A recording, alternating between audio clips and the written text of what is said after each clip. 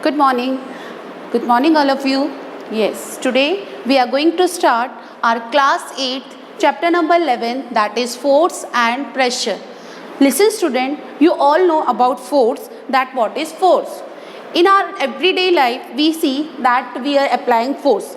If we are pushing any table, then we are applying force. If we are taking something by our hands, that we are taking by our muscular force. Okay, so in our everyday life, in our practical lives, we have seen so many types of examples of applied force, which is the force. Okay, so what is the meaning of force? Let me understand it right now. And pressure. So first of all, we know about the chapter name, that what is force and pressure.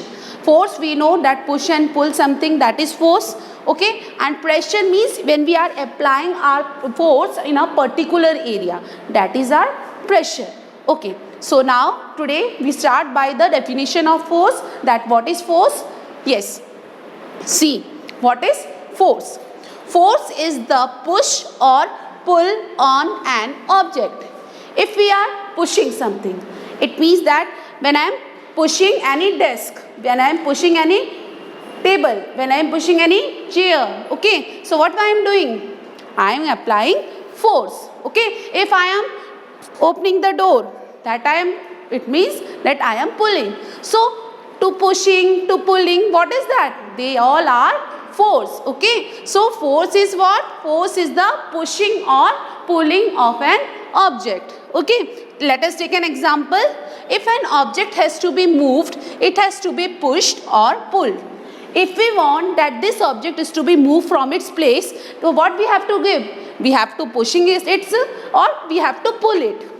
Understand now? So that is the main reason that when we, what is force? Force is actual pushing and pulling of an object.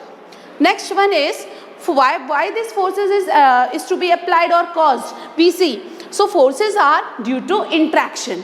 Now this word is there, interaction. What is the meaning of interaction word?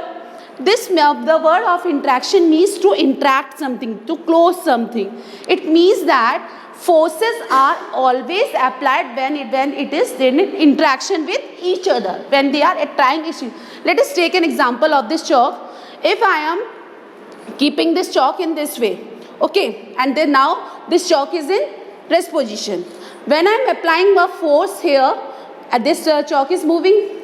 It means that now first, if in previous condition the chalk is in rest position, okay, when I am moving it, it changes its position. I am pushing this chalk, so that is I am interaction with this chalk. That is the main reason that if we are pushing anything, if we are giving a force to an object, so what happened? We have to come interact with that object. That is the main reason. So this one is that point. Forces are due to interaction and integrations of an object on and another object results in a force between the two objects. Okay. The same thing is there. If I want to push something, I am going into contact with that object. Take an example. If a man stands behind a car, if a car is there, I am standing in behind of that car. What happened? The car does not move. If the car is there, I am standing on behind that car. The car is moving? No, because I am not giving any force to them. But what happened? It means that if we pushes to the car, if I am giving a push to the car, what happened?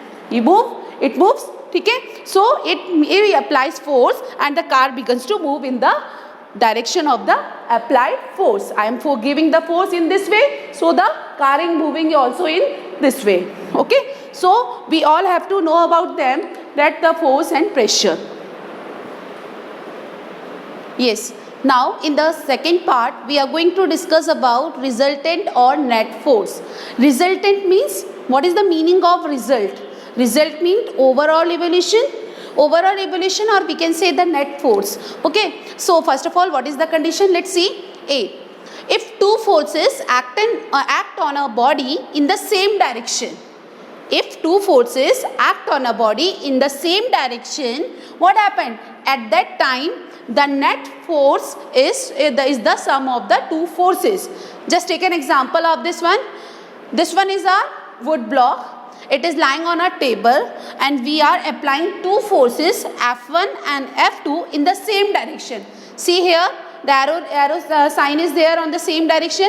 These two arrow indicates the two forces. F1 force is also applied on this direction, and F2 force is also applied in the same direction. So at this time, what happened, when the block is there and we are applying the force in the same direction, at that time our net force is F1 plus F2. It means the sum of two forces. Understand?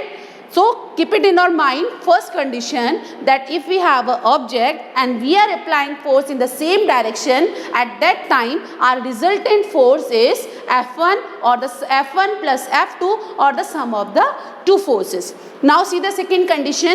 If two forces act on a body in opposite direction, the forces are applying. So what happened? The net force is the difference between the two objects. Let us take an example. This one is our wood block. One force is applying from left to right, and the other one is right to left. So what happened? F1 is applying here, F2 is applying here. In this condition, when the two forces are applying in the opposite directions, at that time our net force is F2 minus F1. Understand?